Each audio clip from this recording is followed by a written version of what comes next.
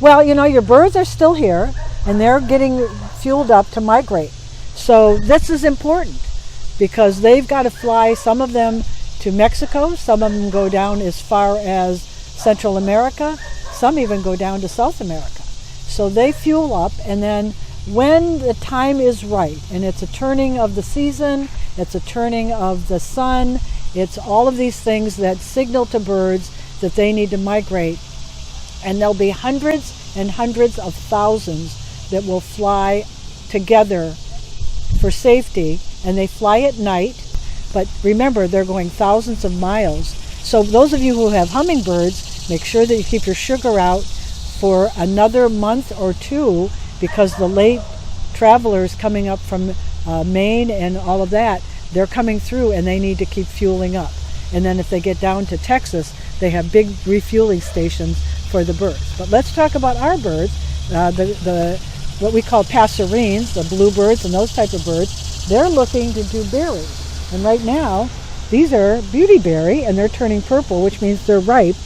And I just let this little stand of berry trees, berry bushes be here, and they'll be cleaned off in a month because they're sugared up. So they actually are ripe when they turn purple, and they'll have enough sugar for the birds to eat, and the birds will then be using those to get fueled up along with eating insects. But the sugar will give them that extra fat, that extra energy. There's some late blooming flowers that are here that are going to handle the pollinators and the butterflies that are late in the season, and they're going to be laying their eggs but also using the pollinating the flowers to get their sugar and make sure that they have enough energy to breed.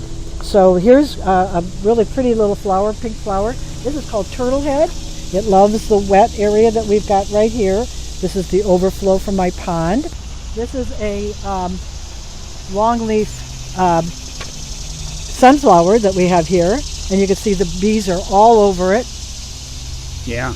And coming more into the yard, we're going to step in here. You can see all of the violets have been chewed. So the insects are getting their energy off of these violets, so their violets are fading. So this is called New York ironweed, and it's a late bloomer in September in this area, and it again will be feeding the butterflies and the pollinators. Winter berries that are starting to color up. They're not quite ready, but they'll sugar up, and they'll be having fuel for the birds. And they'll be beautiful when the leaves fall. The bush will be covered in red berries. So you and I have been out here for 10 minutes now without a mosquito. So my mosquito buckets are working. So let's take a look at one of those again. So I've got them, I have 3 of them positioned in the yard. There's one of them right there. And again, we just make sure there's some water in there, some grasses to ferment, and then we add a mosquito dunk, a piece of mosquito dunk once a month, which kills the larvae, and that will take care of our mosquitoes. And I started in May. The trick of this is to start in May, but I haven't had any mosquitoes bothering me, and I am a mosquito magnet.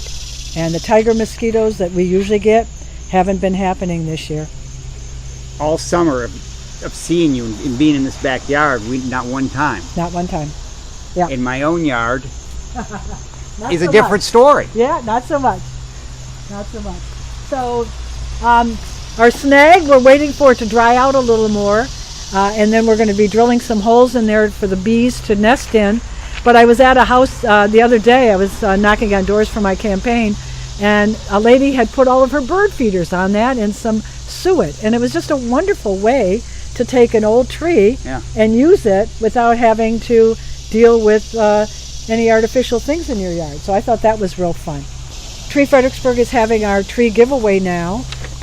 People can still go online at treefredericksburg.org. We had 2,500 free trees, 19 different species. I'm out of, well, that's not true. I'm out of serviceberry, and I'm getting low in witch hazel, and I'm getting low in, I'm out of pawpaw too. And I'm going to get it. No, I'm going to get a few more. I got a few more pawpaws. Okay. And but I'm out of persimmons almost. So we're just really starting to get down, but we still have more. And share this with your neighbors. Anybody in Virginia is welcome. You get 5 free trees. You can pick them up on September 28th at the Fred Nat Stadium at 42 Jackie Robinson Way. But you have to reserve them ahead of time. We might have some left over at that event, and the event's from 9 to 3 on Sunday, September 28th. We will also have perennials for sale there. We'll have shrubs for sale for $11. So I'll give you an idea.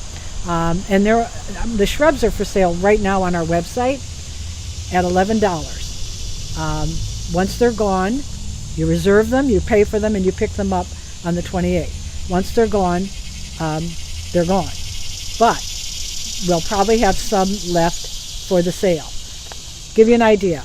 American Native Plants, which is a wholesale nursery up in Maryland, is selling blueberry 1-gallon plants wholesale for $18.75. I'm selling them for $11. Right. And so this is a bargain, and we couldn't give them away this year. I know people last year wanted free, and were able to get a grant.